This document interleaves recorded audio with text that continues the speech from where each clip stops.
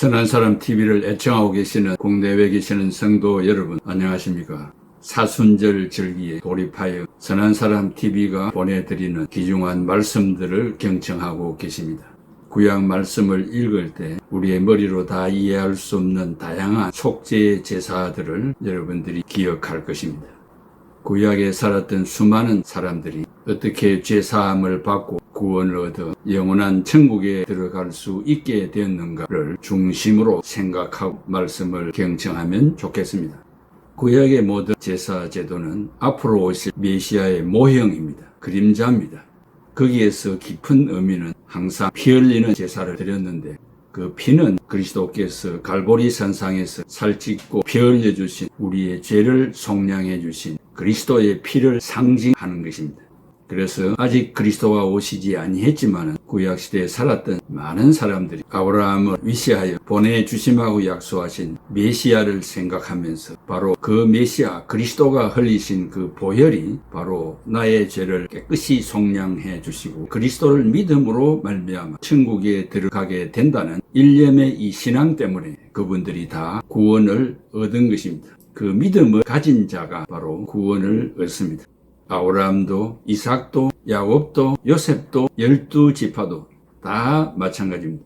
이런 구원 얻는 구원의 동맥이 이 세상에는 시끄럽고 어렵고 힘든 일이 있고 구원받지 못한 사람들을 통해서 일어나는 이해할 수 없는 사건들 속에서도 이런 사람들만이 구원을 얻게 되었다는 것을 기억하면 좋겠습니다. 오늘 속죄론 네 번째 말씀을 드립니다. 구약 시대에는 번제, 소제, 속죄제, 속건제, 화목제 5가지 제사가 있었습니다. 어느 한 시간에는 이 5가지 제사에 중심되는 내용들을 이 사순절 기간 안에 여러분들과 같이 생각해보는 시간을 갖겠습니다. 오늘은 구약시대의 성도들이 드렸던 모형적인 속죄 제사가 실제적으로 무엇을 의미하며 어떤 과정을 거쳐가는가를 이 시간에 생각하겠습니다. 먼저 분향을 드렸습니다. Burning incense. 실제적으로 드리는 속죄제는 구약의 모형적 속죄제와 마찬가지로 제일 먼저 해야 할 것이 분향이었습니다. 그 이유는 번제로 인하여 향연, 즉 향내 나는 연기로 하나님의 보좌를 덮어야 대제사장이 속죄 제사를 시작할 수 있었습니다. 모형적 속죄제에서 만약 향연으로 피우지 않는다거나 법을 어기면 대제사장이 죽임을 당하게 되었습니다. 속죄 제사를 드릴 때 분향을 먼저 한다는 것은 무엇을 의미합니까? 계시록 5장 8절에 그 두루마리를 취하심에 네 생물과 24장로들이 그 어린 양 앞에 엎드려 각각 금은고와 향이 가득한 금대접을 가졌으니 이 향은 성도들의 기도드리라 라고 했습니다. 이처럼 향연은 성도들의 기도를 상징합니다. 따라서 모형적 속죄 제사에서 향연으로 속죄소인 하나님의 보좌를 덮는다는 것은 죄사함 받기를 소망하는 성도들의 기도가 하나님 앞에 상달되었음을 의미하는 것입니다. 성도들은 완전한 구원을 받을 때까지 범죄하고 양심의 가책을 받을 때나 죄성, 죄의 유혹 때문에 고민을 할 때는 끊임없이 속죄를 위한 기도를 드리게 됩니다. 기도 없는 제사는 공연불과 같습니다. 그러므로 분향을 먼저 하는 이유는 죄사함 받기를 소원하는 성도들의 기도가 하나님 앞에 상달되었음을 의미하는 것입니다. 다시 말해서 향연, 즉 성도들의 기도는 입신 출세를 위한 기도나 의식주에 관한 기도나 신령한 은사들을 받기 위한 것이나 능력 받기를 원해서 드리는 기도가 아닙니다. 오직 죄사함 받는 문제 때문에 드려지는 통회의 기도임을 알아야 합니다. 이와 같은 기도의 응답으로 하나님께서는 속죄 제사를 받으시고 죄사함을 받았다는 속죄 은혜를 베풀어 주십니다.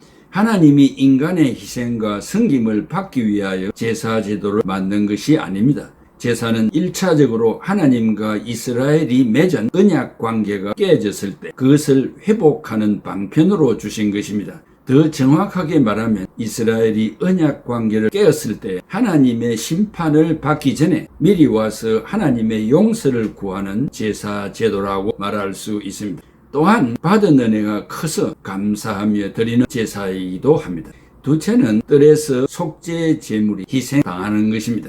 앞에서 설명한 바와 같이 속죄 제물이 여호와를 위하여 피 흘리는 수염소와 아사셀을 위하여 버림받는 수염소로 구별된 것은 십자가에 못 박히신 예수님께서 두 가지 속죄 제물의 사명을 감당하신 것의 모형으로 생각할 수 있습니다.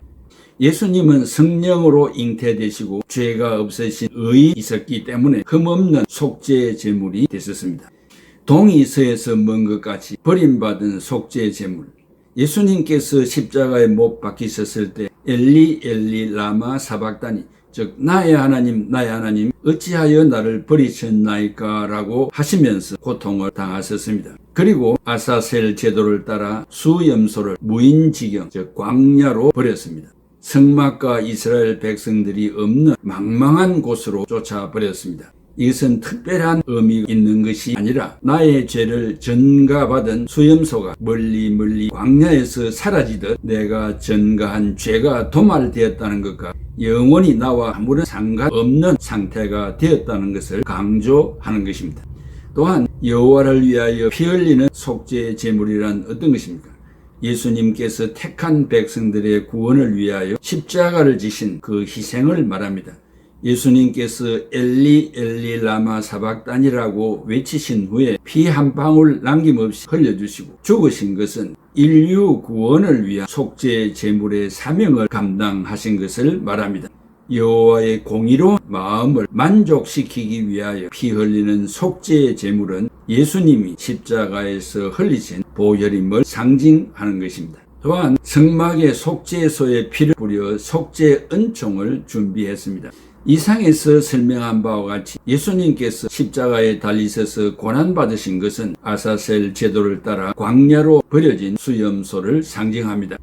예수님은 속죄 제물의 사명을 온전히 감당하셨는데 두 가지 사명을 동시에 이루셨습니다. 그리고 나서 예수님은 사흘 만에 부활하심으로 영원한 대제사장이 되셨습니다.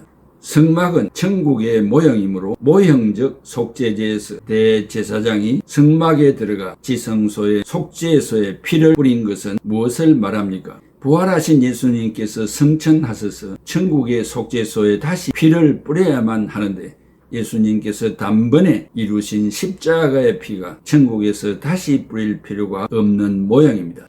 다시 말하면 예수님께서 십자가에 못 박혀 죽으신 것은 속죄 제물의 사명을 수행하신 것과 나아가 천국에서 피를 뿌릴 것까지 미리 이 땅에서 다 행하신 것입니다.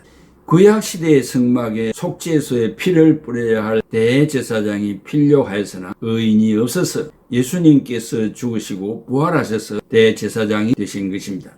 모형적 속죄제에서 대제사장이 레위인과 장로들에 의하여 준비된 속죄 제물이 피를 그릇에 담아서 지성소에 들어가서 속죄소에 뿌렸는데 실제적 속죄제에서 예수님은 어떻게 하셨습니까? 예수님은 피를 그릇에 담아 천국으로 가지고 들어가신 것이 아니라 십자가에서 흘리신 피가 구원에 필요한 모든 것을 다 성취하신 것입니다. 그리고 부활된 몸으로 승천하신 것입니다. 대제사장이 피를 뿌린 다음에 성막에서 세마포 어간을 벗고 나옴으로써 속죄 제사를 드리는 과정을 끝내게 됩니다. 어떤 사람들은 대제사장이 성막에서 나오는 것을 예수님을 지상재림으로 보려고 하는데 잘못된 개념을 알아야 합니다. 왜냐하면 지상재림은 만민이 보는 가운데 오신다고 하였기 때문입니다. 계시록 1장 7절에 볼지어다 그가 구름을 타고 오시리라. 각 사람의 눈이 그를 보겠고 그를 찌른 자들도 볼 것이요 땅에 있는 모든 족속이 그로 말미암아 애곡하리니 그러하리라. 아멘 했습니다.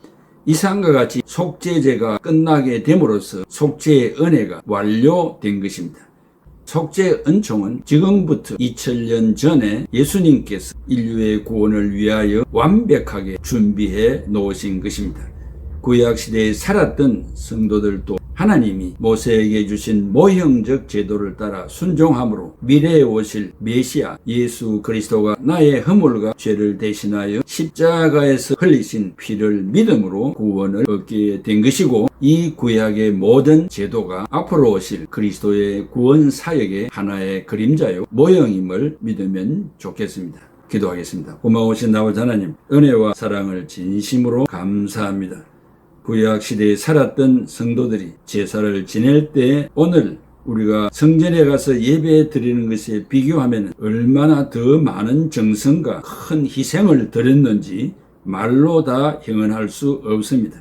오늘 우리는 그냥 형식적으로 주일이 되었다고 왔다 갔다 하는 그런 하나님의 인정을 받을 수 없는 정신 자세가 아닌지 이 사순절에 자신을 돌아보는 시간들이 되게 해주시고 소를 몰고 오고 양을 몰고 오고 염소를 몰고 와서 그것을 번제로 하나님 앞에 드려서 제사 지냈던 구약의 성도들을 다시 한번 말씀을 통하여 생각하는 좋은 기회일 뿐 아니라 나는 오늘날 십자가신 그리스도 앞에서 어떤 마음의 자세로서 예배를 드리고 있는지를 생각해 보는 묵상하는 그런 좋은 사순절이 되게 하여 주시옵소서. 예수 그리스도의 이름으로 기도하옵나이다. 아멘. 대속하신 구주께서 구름 타고 오실 때 천만 성도 함께 모여 주의 뒤를 따르네. 할렐루야 할렐루야 우리 구주 오시네.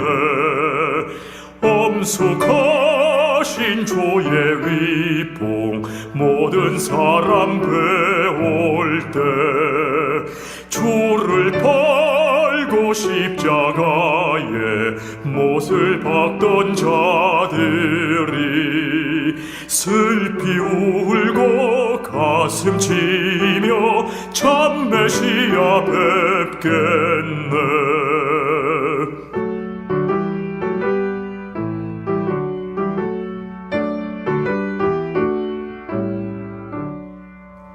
주가 당한 고난 흔적 모든 사람 볼 때에 구원받은 모든 성도 주께 경배드리네. 할렐루야 할렐루야 주님 다시 오시네. 고대하던 예수께서 영광 중에 오실 때 왕의 왕이 되신 주를 우리 환영하겠네. 할렐루야 할렐루야 주여서 오소서.